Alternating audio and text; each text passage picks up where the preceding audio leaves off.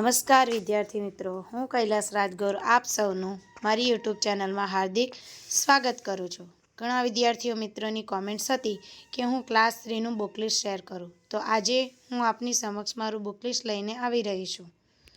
તો આપ સૌને ખ્યાલ છે કે આપણે CCEમાં પાર્ટ A અને પાર્ટ B એમ 2 પરીક્ષા હશે. તો એમાં પાર્ટ A એટલે કે જે પ્રિલિમરી પરીક્ષા છે તે 100 માર્ક્સની હોય છે. તો એમાં આપણે માર્ક્સનું બાયફર્કેશન જોઈએ તો સૌથી મહત્ત્વનું એ છે કે તેમાં મેથ્સ 30 માર્ક્સનું હોય છે, રિઝનિંગ 40 માર્ક્સનું હોય છે, તેમજ ગુજરાતી ગ્રામર 15 માર્ક્સ અને ઇંગ્લિશ ગ્રામર 15 માર્ક્સનું હોય છે.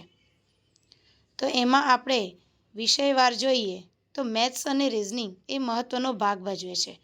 તો હવે સૌની બધાની રિક્વેસ્ટ હતી કે હું તમને મેથ્સ રિઝનિંગ માટે ખાસ બુક લિસ્ટ શેર કરું.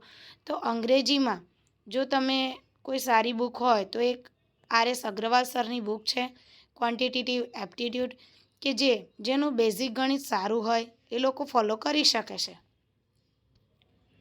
અને જો ગુજરાતીમાં વાત કરું તો નિરાજ ભરવાડ સરની જે ગણિતની બુક છે એ બધા આપણા ગુજરાતી મીડિયમ માટે સારી છે. અને તે જ રીતે રિઝનિંગ માટે નીરજ ભરવાડ સરની બુક છે, એ તમે રિઝનિંગની પ્રેક્ટિસ કરી શકો છો. અને ગુજરાતીમાં યુવા ઉપનિષદની ગણિત મંત્ર અને રિઝનિંગ મંત્ર બંને બુકો છે જે તમે ફોલો કરી શકો છો.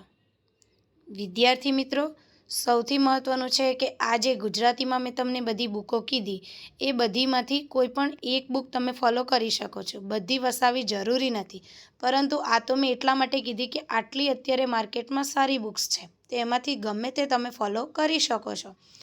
અને જો સૌથી મહત્ત્વનું હોય તો એ ગુજરાતી વ્યાકરણ છે. એના માટે આપણે જોઈએ તો વ્યાકરણ વિહાર કરીને જે બુક આવે છે એ સૌથી બેસ્ટ બુક છે. એમાં સમાનાર્થી, વિરુદ્ધાર્થી અને આપણો જે સિલેબસ છે CCEનો એ તમને સારી રીતે ઉપયોગી થશે.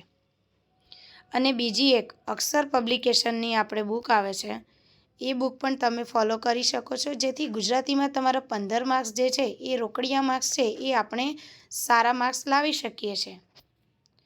તેવી જ રીતે અંગ્રેજી ગ્રામરની જો વાત કરું તો અંગ્રેજી ગ્રામર માટે પણ અક્ષર પબ્લિકેશનની બુક આવે છે.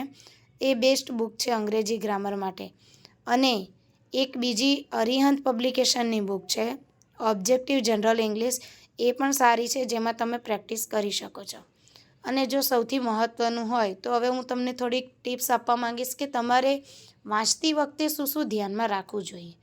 તો સૌથી મહત્ત્વનું છે કે મેં તમને આગળ કીધું એમ કે મેથ્સ અને રિઝનિંગ માટે કોઈ પણ એક બુક ફોલો કરો. જેમ કે તમે નીરજ ભરવાડ સરની બુક ફોલો કરો છો તો મેથ્સ અને રિઝનિંગની એ કરો, યુવાની કરો છો તો એ કરો, વેબ સંકુલની કરો છો તો એ કરો. એ રીતે તમે કોઈ પણ એક બુક પકડો અને તેની મેક્સિમમ રિવાઇઝ કરો. કારણ કે મેથ્સ અને રિઝનિંગ એવો વિષય છે કે જેમાં તમે જેટલી પ્રેક્ટિસ કરશો એટલું જ તમને એનો ફાયદો થશે. અને જેનું મેથ્સ અને રિઝનિંગ થોડું વીક હોય તો હું તમને બધાને એમ કહીશ કે આપણે બકુલ પટેલ સરનું એક ભેંસ કી પાઠશાલા કરીને યુટ્યુબ ચેનલ છે, તો એ તમે ફોલો કરી શકો છો, જેમાં ફ્રી ઓફ કોસ્ટ બધા વિડીયો અવેલેબલ છે. હું ખુદ પણ એ ચેનલ યુઝ કરું છું, તો જો તમને યોગ્ય લાગે તો તમે ફોલો કરી શકો છો. અને છેલ્લે હું એટલું કહીશ કે હું કોઈ પણ પબ્લિકેશન કે ચેનલનું પ્રમોશન કરતી નથી, પરંતુ મને જે યોગ્ય લાગે છે કે જે વાંચવાથી કે જે ચેનલ જોવાથી વિદ્યાર્થી મિત્રોને મદદરૂપ થાય અને તમે પણ એક સારા અધિકારી બની શકો, તે માટે જ હું તમને રિકમેન્ડ કરું છું. અને છેલ્લે તો હું એટલું જ કહીશ કે all the best to all the future officers. અને મહેનત કરો તો સફળતા અંતે મળશે જ.